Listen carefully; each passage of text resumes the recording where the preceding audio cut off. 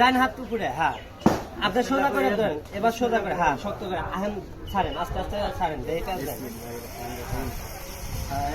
তো এই যে লিমন ভাই কিন্তু এই যে আজকে নাইম ভাইয়ের ভাইরাল জিলাপি বানানো শিখছে। তো ভাই কেমন লাগছে? জি আলহামদুলিল্লাহ, খুবই ভালো লাগছে। জিলাপি ভেজা আমি জীবনের প্রথম মানে যে বাঁচতেছি। তো সবাই দোয়া করবেন আমার জন্য, আমি জানি ভবিষ্যতে জিলাপি ভেজা বেচতে পারি ইনশাল্লাহ, হোটেল দিতে পারি ইনশাল্লাহ।